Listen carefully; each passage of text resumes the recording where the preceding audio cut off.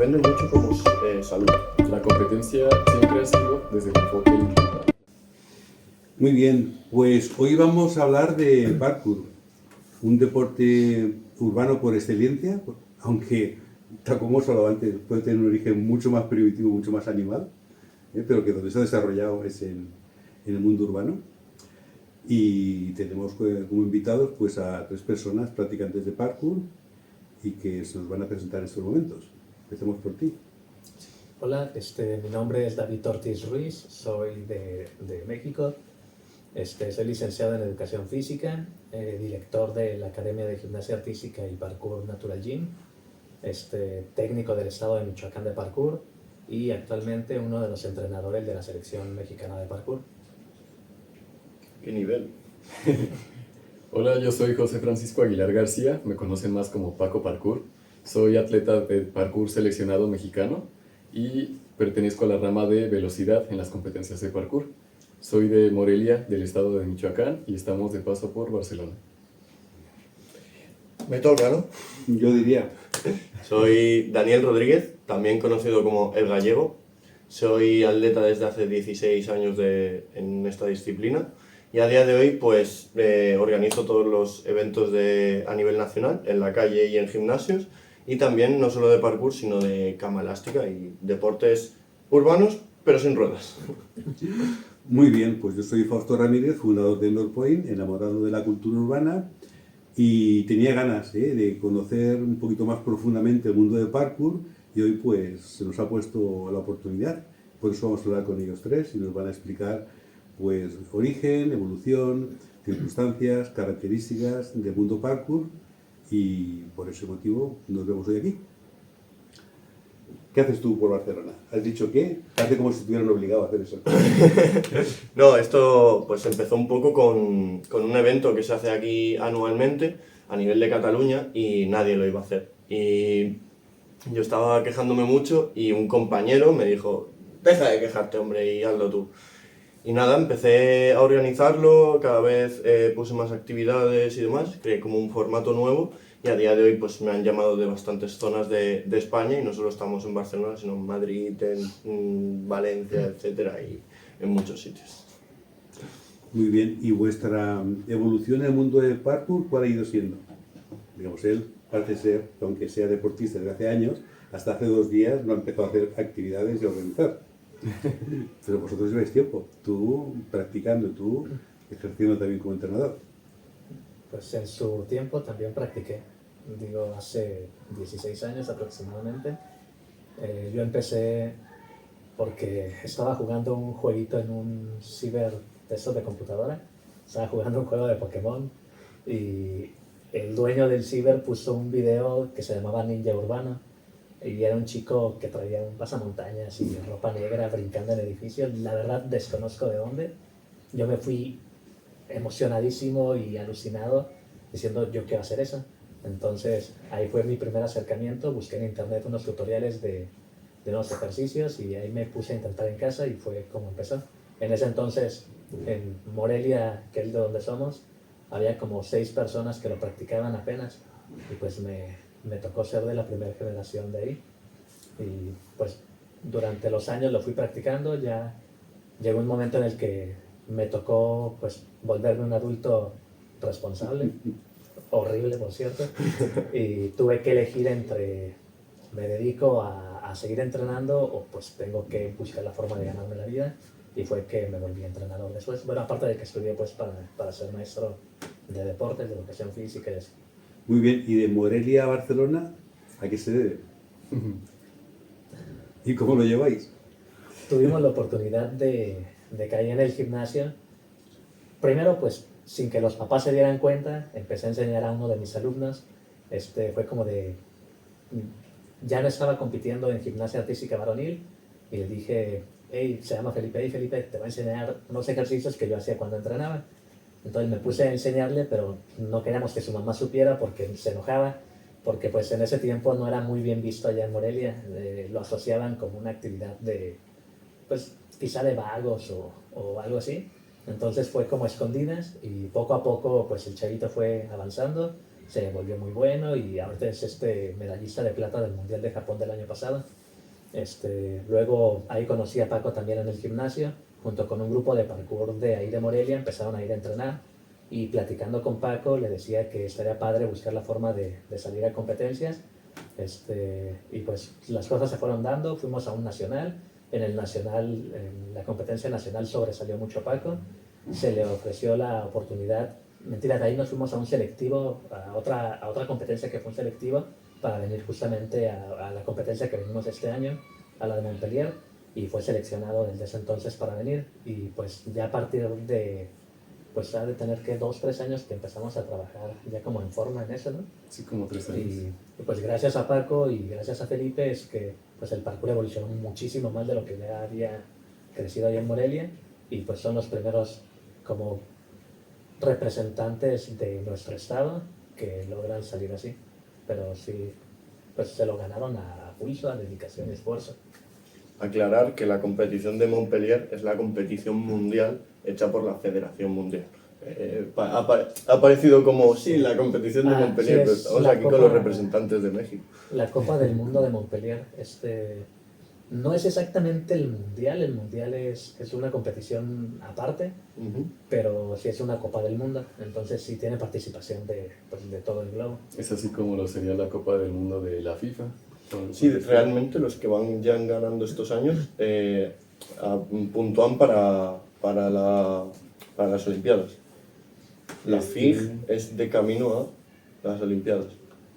Esa es la idea. La idea es que se haga un deporte olímpico el parkour. Para esto se tiene que asentar, madurar un poquito más en cuanto a sus bases competitivas, porque el parkour, recordemos, tiene una rama competitiva y otra rama no competitiva. Entonces, lo que concierne a la rama competitiva se tiene que madurar un poquito, se tienen que establecer muchas cosas antes de que llegue a ser olímpico. Muy bien, ¿hay más representantes de México que hayan venido a Montpellier o solamente han venido a vuestro estado? No, sí hay más. Este año me parece que fueron 8, 3 chicos y 5 chicas en esta competencia, pero 15 días antes hubo otra Copa del Mundo en Ámsterdam y ahí también fueron como unos 3, 4 chicos y unas 4 chicas aprox.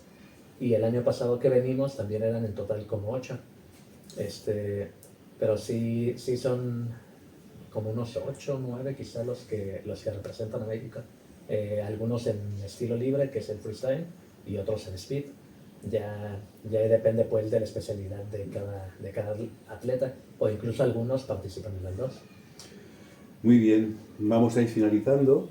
Entonces, la pregunta, digamos, que corresponde es: ¿cómo os veis vosotros, cómo veis el parkour de aquí a 10 años, tanto en México como a nivel internacional, como tú en España? ¿Cómo lo ves? ¿Qué visión tenéis o os gustaría? Comenzamos por ahí. Siempre comienzan conmigo. No, sí, yo lo veo llegando a ser un deporte olímpico. Espero que las cosas se vayan dando para que se logre. Y pues últimamente ha agarrado mucha fuerza, ya tiene muchísimos más participantes en sus eventos y atletas en general, ya hay muchos más.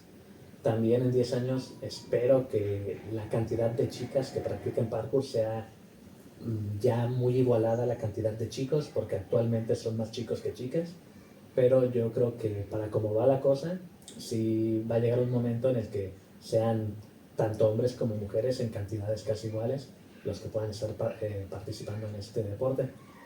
También lo veo ya como un deporte completamente consolidado en sus códigos de puntuación, pues en todo prácticamente, porque ahorita pues sigue en evolución. Cada año se sigue haciendo cierta pues hay adecuación o algo para que sea cada vez más pues más formal, digámoslo así. Pero sí. Muy bien. ¿Y Paco, tú cómo te ves? ¿Cómo te gustaría verte? A mí me gustaría ver al parkour tanto en su modo competitivo como en su modalidad de cultura, como algo ya establecido, algo ya más maduro, algo que pues desde uno que empieza tiene estas y estas opciones, y pues claro que se va a ir por la rama que se vaya, que sea una práctica segura, una práctica que le pueda dar también, digamos, si quiere ser atleta, que le pueda dar para comer, para vivir de eso. Si quiere vivir de la parte recreativa, también, que sea también una actividad económica, una actividad por salud también.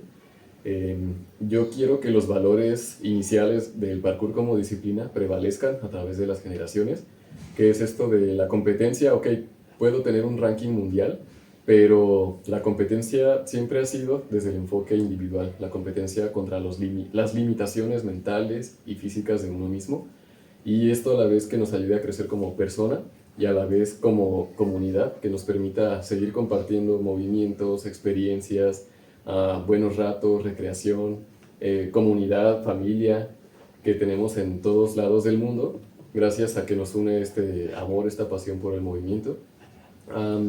Personalmente, como atleta, me gustaría saber cuál es mi máximo potencial, conocerlo y explotarlo, ya sea a través de competencias o a través de participaciones, no sé, en reality shows que requieran habilidades de parkour, o a través de retos personales que yo mismo me esté poniendo, cumplirlos todos.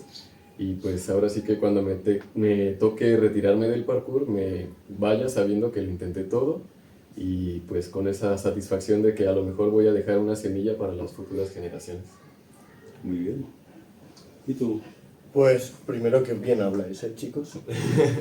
Lo segundo, a mí me gustaría también que fueran en esa línea, y me gustaría ver el parkour como un poco más profesionalizado, que la gente sí que se pueda dedicar a ello, que es un poco en lo que estamos nosotros con nuestra asociación.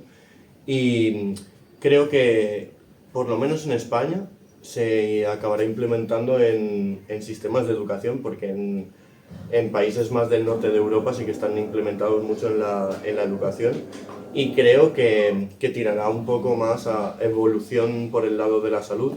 Y las competiciones, pues tío, yo también espero que haya una equidad entre chicos y chicas, que la verdad que no lo había pensado, pero así es como me gustaría que estuviera dentro de unos años. ¿Y a ti, Fausto, desde un punto de vista más externo? Bueno, pues yo deseo verlo como una actividad, un deporte que crezca, que se consolide, que tenga bastantes más usuarios y que ya tenga carta de naturaleza propia. Es decir, como todo, empiezan siendo algo que irrumpe por una necesidad de contestataria, de romper normas y demás. Tiene un crecimiento, luego se tiene que adaptar a unas normas, y lo que es deseable es que sea, como todo deporte, una actividad que genere bienestar, que genere empatía entre las personas que lo practican, que genere comunidad y que aporte beneficios a la salud de los practicantes, que no se nos rompan muchos. Ya esperemos. Es lo que deseamos. Como en todo, hay que tener precaución, porque no deja de ser un deporte con un cierto riesgo. Sí, la calle está dura. Respirar es arriesgar a veces también. Muy bien. De hecho, se lastimó a propósito cuando sabía que veníamos. Ah, Yo tengo el vídeo. Sí, se lo mandé. pues, claro, entonces hay muchas de esas cosas que dices, hostia, porque siempre está el padre que dice, no, basta que el padre diga que no, para que tú digas, ah, pues sí, ahora voy y lo hago. ¿Sabes? Sí, las prohibiciones siempre son un estímulo. Son atractivas. Más que otra cosa. Ahorita que comentas eso del padre, creo que uno de los puntos buenos de que ahora el parkour sea federado es justo eso. Anteriormente, hace rato platicaban de las chicas, de Sí. qué tan común es pues, que haya chicas en parkour. Cuando yo entrenaba hace 15, 16 años, había una en el equipo en Morelia. Y al mes se iba porque todo el mundo quería coquetear con ella, pues era como de, wow, una mujer. Claro, claro. Entonces Una víctima. terminaban ahuyentándola. Y ahorita, afortunadamente, hay muchas niñas Sí. que están entrando al parkour. Entonces, yo creo que eso es como uno de los puntos más importantes, porque antes no se veía. Antes era rarísimo que una chica entrara y que durara. Y ahorita sí hay bastantes niñas. Incluso en la última competencia que fuimos en México, una en Querétaro, el número yo creo que era un 60% niños y 40% niñas. Entonces ya eran muchas niñas. Claro, claro. No, y que encima, es que es una gran muestra de cambio del tiempo. Los tiempos cambian. Entonces la chica ya no es la florero, ni es la chica rara, sino globalmente lo asumimos como chicas que tenemos el mismo derecho que vosotros a pegar patadas, o a subirnos por un muro, o a estar en el gimnasio. También creo que, aparte de ese factor, un poco que se ha normalizado. O sea, al final la gente ya no tiene el parkour como tanta delincuencia, pero cuando empezamos, gente que se subió a un edificio, Claro, vaya. claro. Claro, la parte transgresora es la que da lugar a que a lo mejor tú te dijeras, voy a hacer parkour. Porque la pregunta es, ¿parkour? ¿Por qué? A mí me emocionó mucho la conexión. Paco Sí, es Paco, que lo sepáis. soy Paco Parkour. Paco, ¿por qué? Sí, Me emocionó mucho la conexión que sentí directamente con cómo me sentía haciendo esa actividad. Entonces, para mí, de repente, las casas, o bueno, los muros, las bancas, cualquier estructura, dejaban de ser simplemente una pared, una plataforma y empezaban a ser como un parque de diversiones para el tipo de visión que estaba desarrollando. Entonces, a través de eso yo me sentía, pues, libre, de alguna manera sí juzgado, porque las personas de repente pasaban y veían y decían qué está haciendo, cuáles son sus intenciones, y yo simplemente quería desahogar toda mi energía en esos obstáculos, en esas paredes, imaginando movimientos diferentes. O sea, tú no te empezaste a subir una pared porque te enfadaste un día y dijiste, no quiero estar con vosotros, me subo a un árbol. No, meramente fue por la parte de explorar, de conocer esa nueva perspectiva que se me había abierto gracias a todos los videos que veía en internet. Entonces siempre fui siendo consciente de ese punto donde decía, bueno, ellos son profesionales, saben hacerlo, pero yo que estoy chiquito, estoy empezando, pues cosas de mi medida. Una motivación. De hecho, el comentario de que no es que te enfadaras si te subiste un árbol, porque no sé si vosotros lo conocéis, pero existe un libro que se llama El varón rampante de Italo Calvino, que es la vida de un chico que se enfada con su padre y como se enfada y no quiere estar con él, decide subirse un árbol y no se baja del árbol en su vida. Y va viviendo de árbol a árbol, porque entonces la naturaleza de las ciudades, los pueblos, permitía que lo verde, digamos, se extendiera. Y el leitmotiv del libro es que el chico no se baja en su vida de un árbol porque va pasando de un país a otro caminando entre los árboles, o sea, haciendo parkour. Entonces, ahí lo tenéis. No lo conocía, lo voy a leer. Es esa parte que a veces hemos comentado contigo, de que el parkour es una cosa muy natural en lo humano, ¿no? O sea, somos medio gatos, medio monos, ¿no? O sea, nos obligan, somos bípedos con 2 pies en el suelo, pero las manos, todo nos vale para desplazarnos, ¿no? Creo que es como la disciplina más natural, de hecho, no porque yo lo practique, pero sí, ¿no? Es como de pequeños gateamos, escalamos y que todos creo que aquí nos hemos subido a algún banco y algún árbol y algún Tiramos tejado. piedras, tiramos manzanas, cogemos lo que sea, ¿sabes? Sí. Es un acercamiento a la naturaleza también, ¿eh? Las personas que vivimos en un entorno urbano, como tú has dicho antes, el parkour, no deja de ser un camino de liberación, entre comillas. Así es. Sí, sí. Bueno, cuando empieces a practicar parkour, ¿cuál es la evolución hasta llegar a una parte técnica como la que ya se está viviendo, la que he vivido con David? O sea, vuestra presencia aquí se veía que habéis estado en la FISE hace unos días. La FISE es una competición internacional de muchos deportes, llamémoslos urbanos. O sea, vosotros habéis venido desde México aquí a participar. ¿Cuál ha sido vuestro resumen de experiencia? Vaya, pues de que empecé hasta que fue la parte técnica, Sí. yo me iba guiando por objetivos en movimientos, por decir, se me antojaba hacer una mortal adelante para impresionar a una chica, entonces lo hacía, ¿no? Y fue pura fe y me salió bien, por suerte. Entonces me gustó la sensación que tuve en ese momento, no tanto ya por la chica, sino por el movimiento en sí. Y luego dije, bueno, a ver, ¿qué sigue? Entonces iba escalando de movimiento en movimiento. Y llega un punto donde pues ya por la habilidad natural ya no da para hacer más, entonces ahí es donde tuve que llevar una preparación física porque a pesar de que intentaba algunos movimientos ya más difíciles, ya habían lesiones por no tener esa preparación física. Así que poco a poco me fui preparando sin saberlo como atleta, hasta llegado a un punto donde me dijeron ve a una competencia y me fue bien, entonces pues me gustó también la sensación de exigirme a mí mismo bajo un entorno de presión, de no saber cómo es esa pista donde voy porque era en otro lugar, hay que viajar ya para empezar a competir, entonces uno tiene que ir físicamente y mentalmente más preparado. ¿Hasta qué punto aquí es importante este paso de soy un niño que tengo un reto, que quiero impresionar, que descubro algo, lo disfruto, a la que estáis ahora, que estás con David, preparador, entrenador, de alguna manera estáis federados, practicáis un deporte que ya está federado, ha pasado la etapa de transgresión en la calle y está en ese punto medio donde tiene una parte que es free totalmente y otra parte que ya es técnica, que es de alguna manera analista, que es competitiva también y a su vez también que le da un carácter y una formalidad muy vinculada con la gimnasia. ¿Cuál es el marco en el que se mueve el parkour, David? el marco, digamos, dentro del mundo de las federaciones, ¿no? Es una pregunta complicada. Pero, pues, más bien, primero retomando un poquito la pregunta que le hicieron a Paco, y ya ahorita dentro de eso, creo que la mayoría de los atletas que hacen parkour empezaron por sentirse libres y hasta cierto punto por rebeldía, porque el parkour te permite hacer lo que en casa no. En casa es bájate de ahí, no te trepes, no corras, no. Y en parkour... Recuerda el libro que te he podemos... dicho. Ajá. ¿Cómo empezó? Entonces, lo queramos o no, yo creo que la mayoría de los atletas de parkour actuales y los de hace mucho tiempo empezaron por esa parte de quiero hacer lo que en casa no me dejan y por sentirte con esa libertad, ¿no? Entonces, creo que ahí se empieza y ya luego cuando empiezas a trabajarlo un poquito más, te das cuenta de que pues, lo que haces tú solo no es suficiente porque tienes un límite muy cercano. Pero ya cuando buscas un grupo de amigos con quien practicar, una persona que se dedique quizá a enseñarle o algo, te abre pues un camino nuevo y puedes llegar a profesionalizarte en algún momento. Pero sí, inicialmente creo que la mayoría empieza por esa necesidad de sentirse libre y esa pues característica que tenemos los humanos de revelarnos algunas cosas, de ser un poquito rebeldes. Y de conseguir retos. Y Sí. o sea, de marcar los retos y a que Sí, lo hago. a que no puedes. A que sí, a que lo consigo. ¿eh? Sí, Es un poco adictivo también el parkour, porque como son siempre pequeñitas metas, es dopamina, retos, de ir tachando retos. Y Bueno.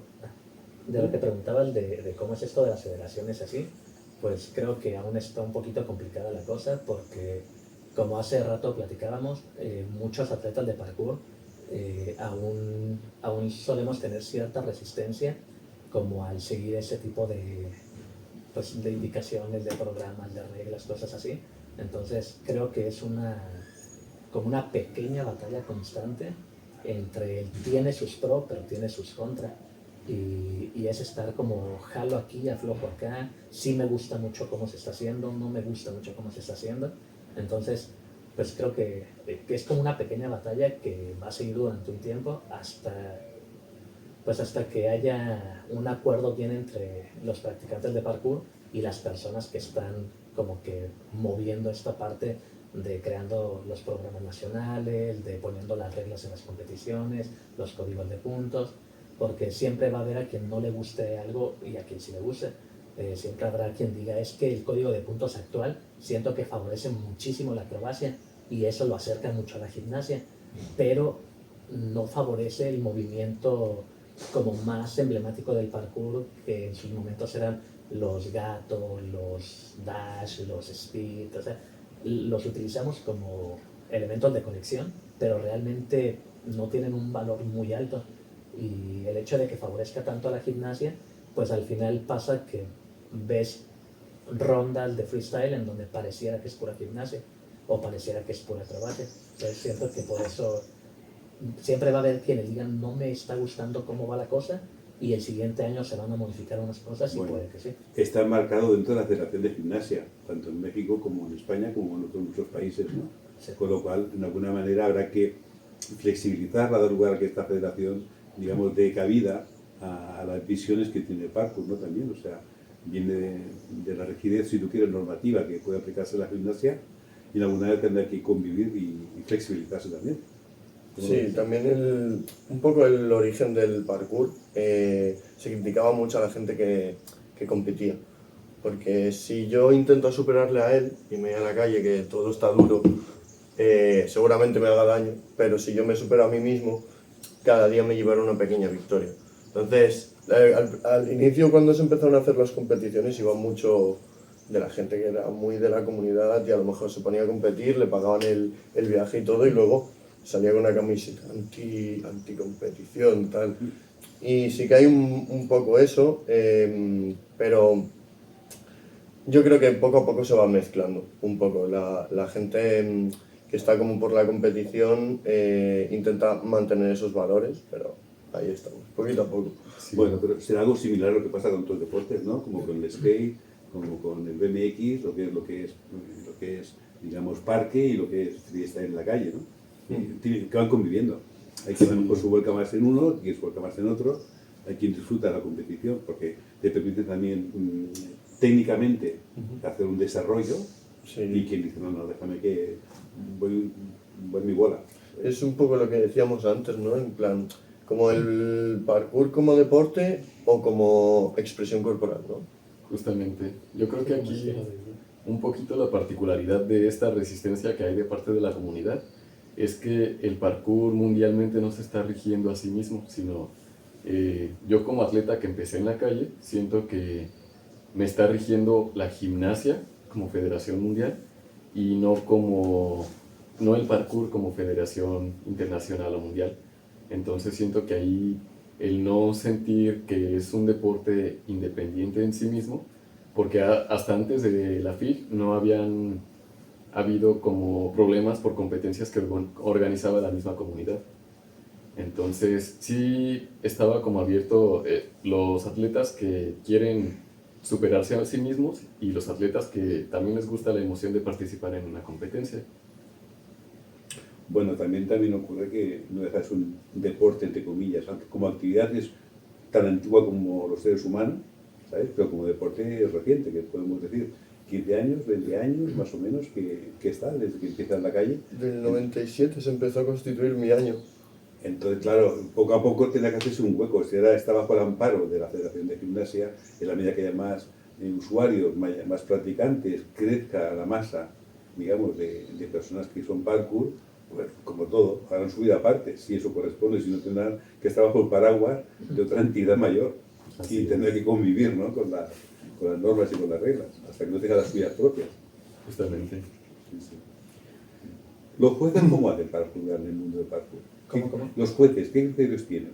¿Cómo se juzgan? Pues primero tienen que tomar ciertos cursos que los capacitan para eso y pues cada año se está haciendo modificaciones a algunos detallitos quizá que van cambiando, pues como en todas las actividades, ¿no? Cada cierto tiempo se reevalúa si debe seguir de esa forma o cambiar algo en el código de puntos, si algún ejercicio tiene más valor o menos, cosas así.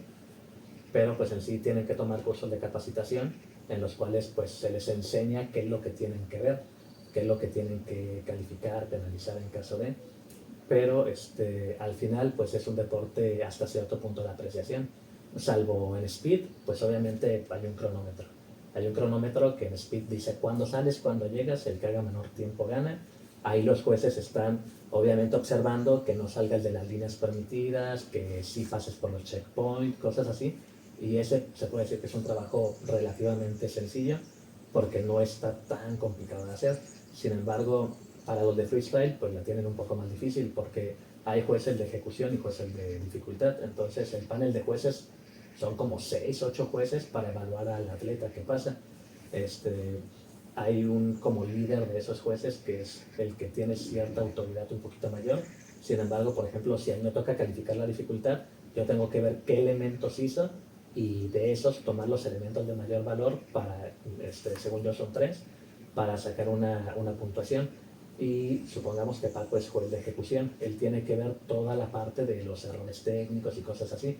Entonces, en ejecución puede sacar, no sé, los 15 puntos, normalmente sacan, depende del atleta, unos 9, 10, 11, 12, depende de qué tan limpia, qué tan fluida, qué tan estética fue su ronda, la calidad de sus aterrizajes, todo eso. Y el juez de dificultad pues es el que valora los elementos que le dan esa puntuación en dificultad y al final se hace como una sumatoria, suponiendo que en dificultad te haya metido 3 elementos de valor de 4, 4.5 puntos y al final le dé en dificultad 12.5, en dificultad tiene esa calificación y en ejecución, si fue una ronda sucia, si fue una ronda con tropiezos, con una que otra caída, puede que en ejecución lo penalicen bastante y termine con un 6. Entonces, eso el 12.5 más ese 6 suma una calificación total que es la que saque el atleta. Y de esa forma hay quienes pueden sacar una buena calificación por tener una dificultad bastante elevada, pero hay otras personas que dicen quizá no es tan elevada la dificultad, pero la ejecución es muy impecable. Entonces está tan bien que saca 14 puntos en ejecución y quizá tenía solo 7 en dificultad, pero 14 y 7 da más que los 12.5 de dificultad que pueda tener contra un 6 de ejecución. ¿La creatividad tiene cabida en Tiene la que. competición? Sí, una de las cosas curiosas es que cuando tú vas a una competencia no sabes cómo va a estar el circuito. O sea, tú llegas y, por ejemplo, en Speed no es el mismo el de este año que el del año pasado. Aunque sigue siendo una línea recta que de ida y vuelta suman alrededor de 100 metros, dices, la altura de los obstáculos, la distribución de ellos, el ancho, o sea, todo varía. Y pues tú tienes que ir preparado para lo que te pongan.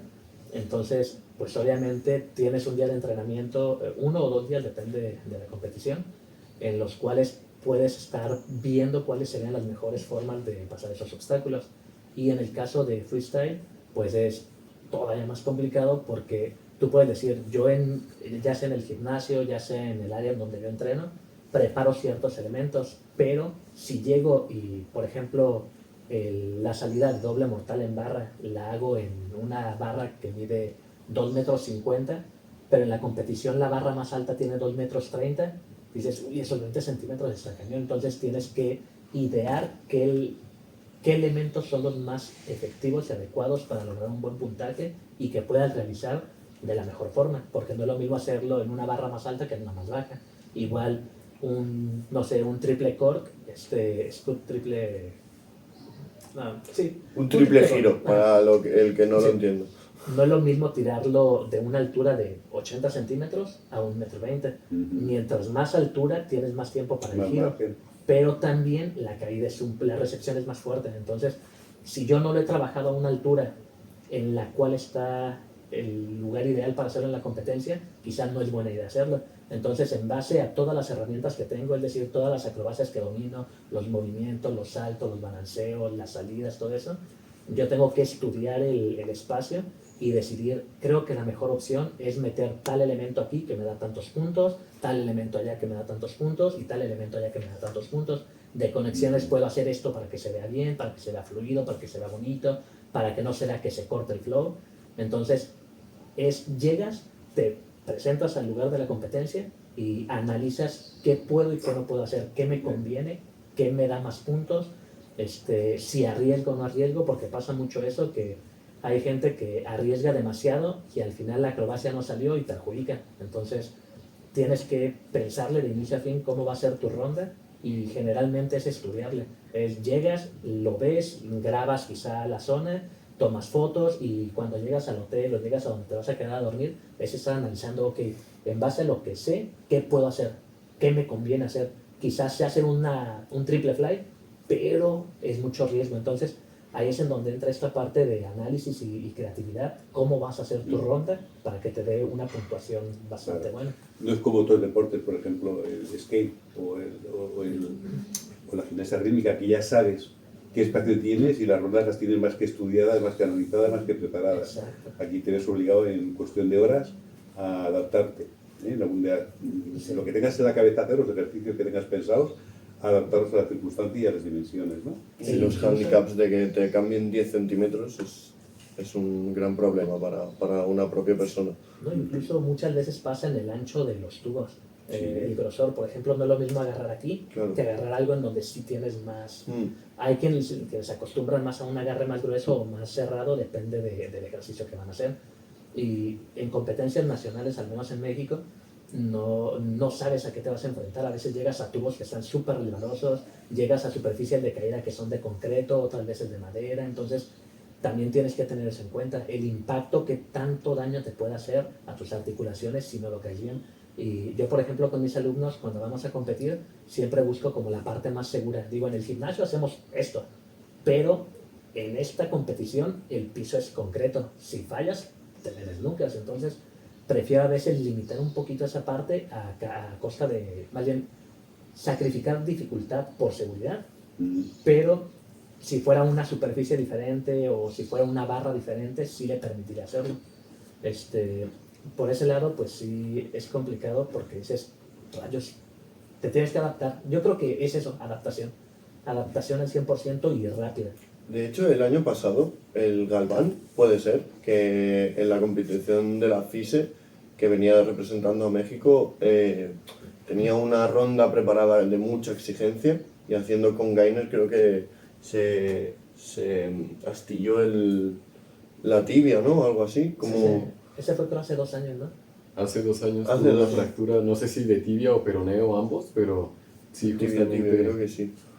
intentó un elemento a mayor altura no sé si era de lo que estaba acostumbrado o simplemente la emoción le ganó y metió más potencia de la Es necesaria. que creo que él quería meterle mucha exigencia, creo, ¿eh? No, yo no hablo por nadie. Y tenía una rampa. O sea, él donde hacía Monkey Liner, o sea, donde hacía... ponía las manos, ¿no? Y hacía un back desplazando hacia adelante, era una rampa. O sea, no, si es un muro, tú Claro, caes... tienes que libre. Claro, Sí. tienes que irte más hacia adelante y aparte la exigencia de la ronda que tenía desde la barra, salía hacia un mortal hacia atrás con un tiro buzón y luego uno normal. De ahí empezaba a enlazar más trucos de tal exigencia y al final es eso, ¿no? Salirte un poco de 5 o 10 Sí, sí, sí, centímetros sí. Es algo bastante No peligroso. es una cosa que dices, lo repito de modo constante, en vez de adaptarme e improvisar. Sí. Y mentalmente tengo que reprocesar todo. Incluso la superficie de apoyo no es lo mismo cuando es áspera, cuando es lisa. Claro. Cuando es 30 centímetros a cuando es 20 centímetros. Entonces, sin mencionar nombres más bien, sino ejemplos generales, es algo que se ve muy comúnmente, que hay atletas que dices, domina ese ejercicio y en la competencia falló. Y entonces uno se pregunta por qué, qué pasó. Yo creo que en este caso mi trabajo o el trabajo de los entrenadores es analizar qué es lo que no está saliendo, por qué. Muchas veces uno, pues lo más fácil es pensar es porque la barra es diferente, porque la superficie es diferente, porque no está acostumbrado a esto, pero muchas veces el problema viene acá. Porque uno puede decir, físicamente estás súper preparado, pero cuando tú compites no es lo mismo que cuando entrenas. Cuando tú entrenas en unas condiciones controladas, se puede decir, en donde tú emocionalmente estás bien y psicológicamente estás perfecto. Entonces puedes dar el 100 de ti, puedes dar un buen trabajo, pero en una competencia tienes el estrés, tienes presión, adrenalina, ansiedad, o sea, se te hace un revoltijo de emociones y de sensaciones que van a terminar afectando a tu rendimiento, a veces para bien, a veces para mal. Hay personas que en competencia crecen, en competencia son muy fuertes, porque saben cómo lidiar y cómo controlar ese tipo de emociones, pero hay otras personas que les afecta mucho, que en una competencia pueden sentirse inseguros, pueden sentir esa presión de es que vengo a representar a mi país y tengo que hacer un buen trabajo, y uno dirá, ay, solo ignóralo, no se puede ignorar. Entonces muchas veces sientes que traes el mundo encima, que dices, mis papás se esforzaron mucho para apoyarme, para que yo llegue aquí. La gente, por ejemplo, a nosotros nos ha tocado salir a pedir dinero en la calle, de, oye, vamos a ir a una competencia internacional, nos puedes regalar una moneda, y dices, traigo la presión de que toda esa gente cree en mí, toda esa gente me apoyó, y cuando no has trabajado esta parte como un poquito más mental, te puede afectar de formas horribles. Por eso en este caso de algunos atletas, digo, prefiero no hacer mención de alguno específico, pero muchos atletas que han tenido algunas fallas en competiciones que dices, wow, esa falla no me imaginé que la tuviera porque domina ese ejercicio, suele ser por ese tipo de cosas que tú dices, acá en el cuerpo lo controlo, pero acá en la cabeza, una cosita que se te mueva te deshace de tu mundo. Entonces, creo que es una parte que hay que trabajar también más con los atletas en general, la parte de pues la motivación, la psicología, como con una persona profesional que te ayuda al manejo de emociones para que no nos ocurra. Algo, Y quería decir, ¿cómo se combina esa espíritu inicial como que tú tuviste o tú también? Que es que quiero ser libre, quiero revelarme, quiero ir a mi bola, a luego acabar sometido a la disciplina, que es prácticamente como la otra cara, lo blanco y lo negro. ¿Cómo se combinan ambas cosas? Estoy haciendo lo que me gusta porque quiero hacer algo diferente, porque me quiero revelar. Y a su vez luego me tengo que someter a una disciplina. ¿Por qué? Porque me debo a lo que se espera de mí. O sea, el entorno, la federación, lo has dicho antes tú, ¿no? Los padres. Entonces, ¿cómo se combina eso? Quiero estar free, estoy obligado. Yo creo que en ese sentido me ha empujado mucho a conocer mi límite físico y mental, porque justamente uno de mis objetivos tal vez no sea ser el mejor del mundo, aunque en el camino, si eso se atraviesa, estaría perfecto, pero mi objetivo es realmente conocer todo mi potencial antes de que pase mi etapa competitiva, vaya, el cuerpo empieza a decaer. Entonces no quiero que eso pase sin yo haber conocido cuánto es lo máximo que salto, cuánto es lo máximo que soporto una caída, ese tipo de vivencias que yo sí quiero tener. Entonces, el ser atleta, el tener un cuerpo más preparado, una mente más experimentada en este tipo de eventos y también en eventos de la comunidad, porque, bueno, al menos yo tengo la oportunidad de poder asistir a eventos federados y no federados. Entonces eso me da la libertad de decidir, bueno, de esta sección del año me voy a preparar para un evento federado, el resto del año puedo ya sea entrenar o competir o vagar un poquito, explorar otros estilos. Y eso justamente es lo que, al menos en mi caso personal, se ajusta a mi línea. Quiero conocer mi máximo potencial, entonces la competencia es una manera muy buena de empujar ese límite.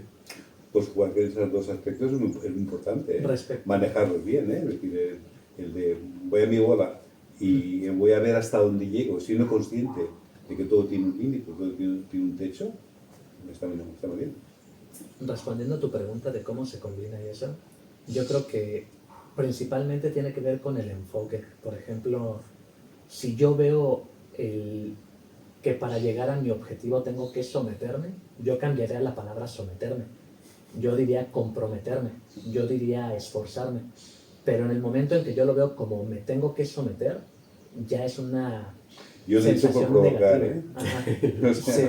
por acentuar las circunstancias. Sí, pero sí, entonces tienes otra visión, evidentemente. Sí, yo creo que tiene que ver el cómo vemos las cosas. Por ejemplo, hay una frase que me gusta mucho que dice, para llegar a donde nadie ha llegado, vas a tener que hacer lo que nadie ha hecho. Y hay otra que dice, para empezar a tener resultados diferentes, tienes que actuar diferente.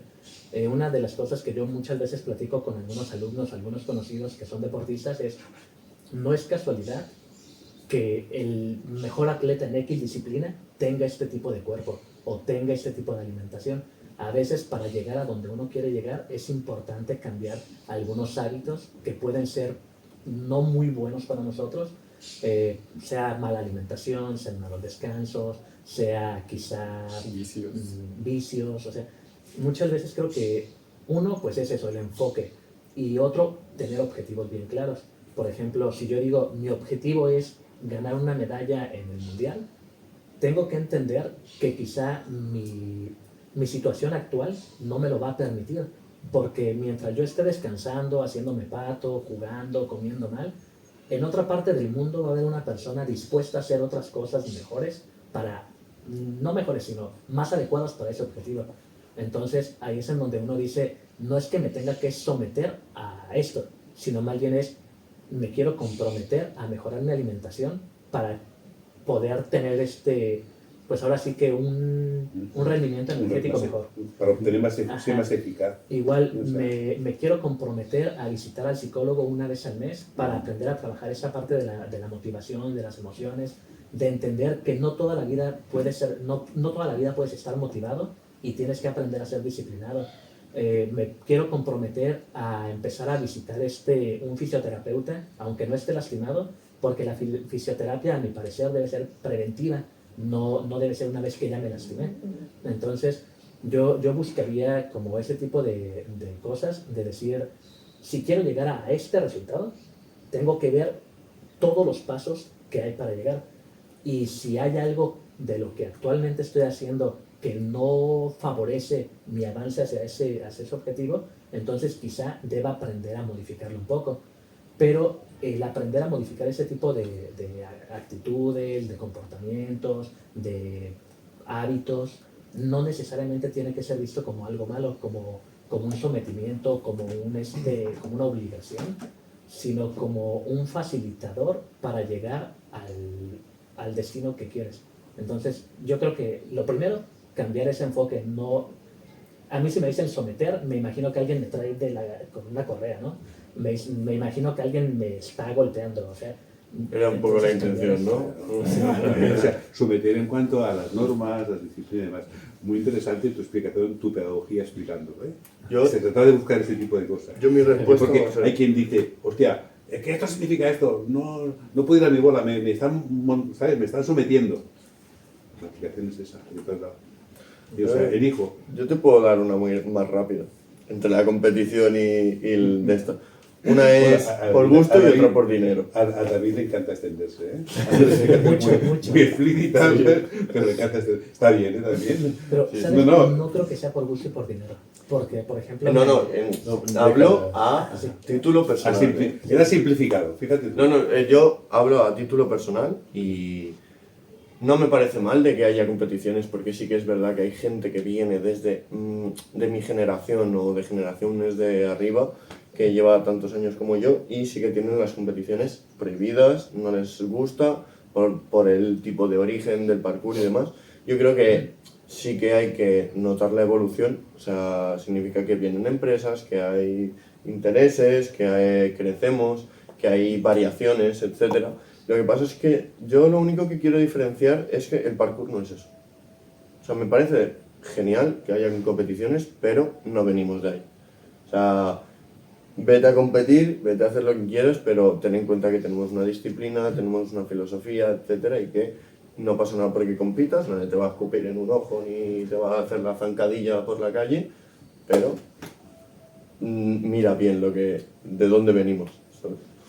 Pero si nos vamos a eso, todos los deportes vienen igual. O sea, todos los deportes se iniciaron de una forma parecida. Se hacían por mero gusto, por un estilo de vida. Y lo queramos o no, cuando un deporte crece, una actividad crece, pues lamentablemente también se va haciendo de esta otra forma. No creo que sea malo porque creo que tiene muchos puntos buenos. Yo no creo que sea malo, ¿eh? Pero sí creo que es como una evolución normal en los deportes en general y en las actividades en general. Mientras más gente lo practique, más interesados va a haber en meterse a ese mundo de las formas que sea. Y hasta cierto punto está bien porque anteriormente nadie conocía el parkour. Ahora suena raro, pero gracias a que hay personas interesadas en esto, se hacen competiciones como la de la FISE, porque obviamente no es gratis, pero gracias a eso es un evento internacional. Gracias a eso llegó a un mundial y si las cosas van bien, posiblemente si el parkour está vendiendo, que suena feo quizá, va a llegar a las Olimpiadas. Entonces, mientras más gente consuma el parkour, más posibilidad de que este deporte crezca va a haber. Entonces, a veces suena como agridulce porque dices, oye, esta parte de que pues va a haber persona interesada en la parte económica y así, pues quizá no nos gusta del todo, pero para bien del deporte creo que puede ser bastante bueno. Si tú te quieres profesionalizar y quieres cobrar de ahí, tu deporte tiene que generar dinero. Eso es lo que hay. No, luego está que todo lo puedes vivir desde muchos ángulos distintos. Es decir, está el atleta que corre y compite para estar en las Olimpiadas y está un grupo de personas que salen a pasear corriendo o a hacer una mini maratón entre un grupo de colegas como las que pueden hacerse en cualquier ciudad en medio del año, donde es la satisfacción de estar con otras personas pues haciendo 5 kilómetros por lo que sea. Es lo mismo, son atletas, están corriendo, pero con espíritus muy distintos. Sí, pero ¿tú no crees que para profesionalizar un deporte, por ejemplo, sí que tienen que haber empresas de fuera? O sea, tiene que llegar a generar un dinero. Pero sí que es verdad que, claro, el parkour que yo digo de antaño, pues serás, yo qué sé, eres oficinista, serás dependiente de una tienda, pero poder llegar a dedicarte a eso, pues es muy difícil, ¿sabes? Sin que vengan empresas de fuera, sin que vengan grandes competiciones, que es feo, que yo que vengo de la calle y que me encanta la creatividad y que cada una salga a hacer lo suyo sin tener unos estándares, pero es así. O sea, al día de hoy... Bueno, pero la industria del parkour en definitiva no es tan grande, es decir, se va a limitar a unas zapatillas como mucho y a unas instalaciones. No es una industria que atraiga a muchos tiburones para hacer un gran negocio como puede ser el fútbol, como puede ser porque tiene muchos espectadores, o sea, va a requerir apoyos, pero deben de ser apoyos institucionales fundamentalmente. Es que una empresa en el mundo del parkour poco puede aportar, salvo que no es un esfuerzo genérico de un evento, donde sponsorizará que se realice el evento en sí como si es parkour, como si es otro, ¿no? Pero no es que técnicamente, qué sé yo, una carrera de motos para empresas que se dedican a construir neumáticos, que se dedican a construir lubricantes, que sí que tienen ahí su fuente ¿sabes? De su vehículo. En el parkour, fuera de las zapatillas, poca cosa más. Es que falta, ahí va yo un poco, como que el parkour tiene muy poco consumidor, pero mucho practicante. Entonces, es verdad que no hay tantas empresas de consumidores, pero como practicantes se vende mucho como salud. El parkour no competitivo se vende mucho como salud, como movilidad para gente más mayor, para niños más pequeños, para chicos gente con movilidad reducida, etc. Entonces, sí que hay unas ciertas empresas, lo que han tardado muchísimo más, es si tuviera una gran expectación y muy pocos practicantes, hace tiempo que hubiese llegado a las televisiones. Pero a día de hoy empiezan a llegar pues interesados en eso, en fisioterapia, gente que lo quiere adaptar, que hay gente que hace parkour en sus instalaciones, pero te lo venda como movilidad, ¿sabes? Entonces hay mucho producto de servicios, ¿sabes? Bueno, módulos o instalaciones públicas, por ejemplo. Correcto, sí, O sea, hay tiene mucha tiene salida. sentido, porque digamos que también la puedes practicar de por libre. Porque Sí. es personal que hay instalaciones en un paseo, en un lugar donde digas, oye, hay que hacer ejercicios. Y es cosa tuya de cómo te lo compliques, ¿no? Aunque son las intentes. Así es. ¿Tú qué visión tienes del parkour desde fuera? Es divertido y es arriesgado, es emocionante. La otra, la parte técnica, la parte de... Claro, es la que veo, ¿eh? La otra, la parte de disciplina, la parte de ayudar a que tu cuerpo sea más flexible, es la que da lugar a que aparezca cuando empiezas a practicar. Pero de inicio es la infantil, la que yo tengo, la del niño. La de me quiero subir al árbol, ¿sabes? O sea, es la como esa. Por cierto, hablando de niños, ¿cómo está la presencia de gente joven en el parkour? Porque tú comienzas con 13, 14 años, que es cuando te explotas, y es la edad donde muchísima gente se vuelca en un deporte, ¿no? Y, o sea, pero anteriormente, 7, 8, 9, 10 años, ¿qué presencia tiene el parkour con estas edades? Bueno, David. Bueno, Bueno, el impulsador, respondiendo un poquito a ambas, a la pregunta que haces y un poquito a lo que mencionaste hace rato, por ejemplo, anteriormente, en mis tiempos, yo actualmente no practico, ya solo soy entrenador, pero cuando yo entrenaba, la gente que entraba era adolescente, adulta, era por pequeños 14 años aproximadamente a gente de 30, 35 años, y era como pues meramente como por la necesidad de pertenencia, de pertenecer a un grupo social, pasarla bien, divertirte, sin esa exigencia. Entonces era una actividad que, al menos en mi ciudad, era de gente adolescente, adulta. Actualmente en el gimnasio, en la academia, la mayor parte de atletas que tenemos son niños y niñas. Yo creo que ahorita está por igual niños y niñas.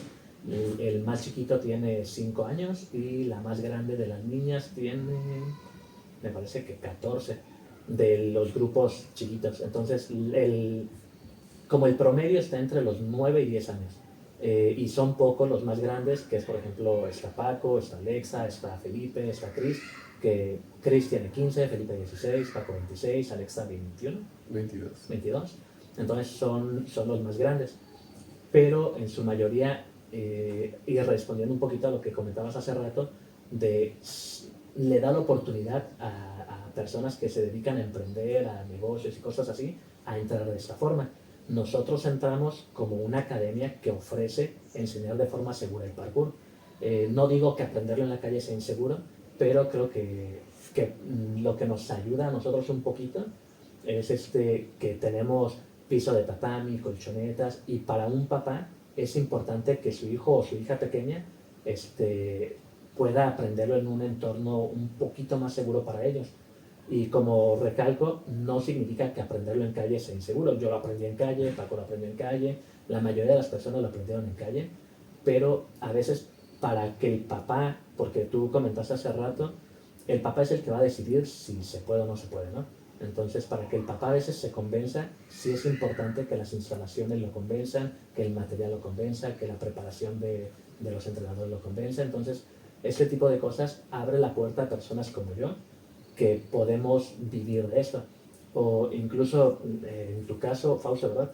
En tu caso, Fausto, que tienes la marca de ropa, ahorita que me puse tu playera, yo digo, esa playera me gusta para parkour. O sea, abriría la puerta también a personas que se dedican a este tipo de industrias, de ropa deportiva, de ropa, ya sea de zapatillas, de tenis, zapatos, de magnesia, que utilizamos mucha magnesia. Abre muchísimo a que haya gente que se pueda acercar quizá para vivir también de eso. Igual, por ejemplo, uno de mis amigos, que es licenciado en Cultura Física y Deporte, justo se metió a estudiar ahora ingeniería, porque él es el que me diseña a mí para el gimnasio los obstáculos que uso en parkour. Entonces, él siempre le gustó todo esto de trabajar con la madera, con el metal, cosas así, y tenía un gimnasio de gimnasia, pero decidió, ahora que se ha dedicado a este otro tipo de cosas, que le apasiona más. Entonces también le abre la oportunidad a que él cree una marca de obstáculos para parkour, a que cree una marca de, pues, da chance, ¿no? Da chance de que quizá yo no me dedico al deporte como tal, pero me gusta la carpintería y curiosamente veo que muchos gimnasios que hacen parkour tienen obstáculos en madera y yo le sé, me abre las puertas a un nuevo mercado. Si yo me dedico a la herrería, me abre las puertas a un nuevo mercado por esas estructuras de tubos y todo. Si yo me dedico a trabajar, por ejemplo, en parkour utilizamos mucho la magnesia tanto en polvo como líquida. Si alguien le sale a eso, le abre la puerta. Si alguien se dedica a las prendas de vestir, le abre la puerta. Entonces, creo También que es muy fácil conectar con otras empresas porque aludimos a algo tan básico que es una persona, que desde la persona puedes enlazar a todo. Tú te dedicas a la madera tiene como más... Sí, cuando yo he hecho comentario es porque el origen, con las zapatillas es suficiente, a lo mejor hasta sin zapatillas. Sí, O sea, sí, como sí. Tarzán, que se moría antes. Pero todo lo que hay en su comentario, cuando antes he mencionado las instalaciones, digamos, municipales que pueden haber en la calle, es un sector de desarrollo, madera, herrería y demás, como el mundo del skate. En su día no había instalaciones, de fábrica de instalaciones y rampas y demás. Hoy afortunadamente existen, porque han habido empresas que se han aventurado a hacer unas en hormigón, otras en hierro, otras en madera, ¿sabes? Con lo cual han cubierto una necesidad, una demanda que ha ido generada con la práctica de un deporte. Entonces, lo que tú has comentado, claro, los módulos son importantes porque tienen que tener también unos criterios y unas características para que luego quien lo practica le sea útil. O sea, entonces tienes que conocer tanto la ingeniería como las herramientas, como las necesidades del público al que va dirigido. Tanto si es para espacios privados como si es para espacios públicos, que es distinto. Lo del textil también, es más que todo porque a lo mejor, tú has dicho antes, sensación de pertenencia. Es una sensación de pertenencia a un estilo de vida determinado que dices, es que me gusta este estilo de vida, llámalo quien practica parkour, llámalo quien practica skate, llámalo quien practica BMX, quien practica patín, ¿sabes? Porque hay muchos puntos en común y entonces se genera una especie de comunidad donde cada uno con su deporte, todos los puedes encontrar en espacios, en mismos espacios. Sí, hay mucha sinergia entre la gente que está en la calle normalmente. Son muy cívicos. Como ya sueles estar en la calle, tener en cuenta si pasa tu compañero o no, suelen convivir bastante. Pues con esto vamos a dar por acabada esta reunión, entrevista y encuentro y esperamos que la siguiente, el próximo año, la próxima FISE, pues encontraros de nuevo. A todos. Y dejar en comentarios cómo vais a ver vosotros el parkour, o sea, tampoco vamos a estar aquí, a ver si nuestra comunidad de parkour hace ruido ahí en los comentarios, que tanta rueda, hombre. Muy Y bien. aparte creo que invitar a las personas a probarlo, porque hay muchas personas que no lo prueban porque piensan que es una actividad muy riesgosa o que no tienen la habilidad necesaria. Entonces creo que también es un buen momento para invitarlos. Dense la oportunidad de probarlo. Es una actividad, un deporte muy bonito, un deporte sí un poquito exigente, pero que una vez que empiezan van a darse cuenta que está increíble. Ahí atentos a superarse, en definitiva. Atentos a Northpoint para cuando saquen cosas de parkour, para probarlo vosotros, hombre. Bueno, vais a ser los... Una línea de parkour sería perfecto. Imagínate, una línea de calzado, por ejemplo. No, incluso de playeras sería Lo haremos, con vuestra ayuda. Muy Muy bien, pues Muchas gracias, Fausto. Fausto. Muchas gracias, Fausto. Pues hasta la próxima. Venga, vamos.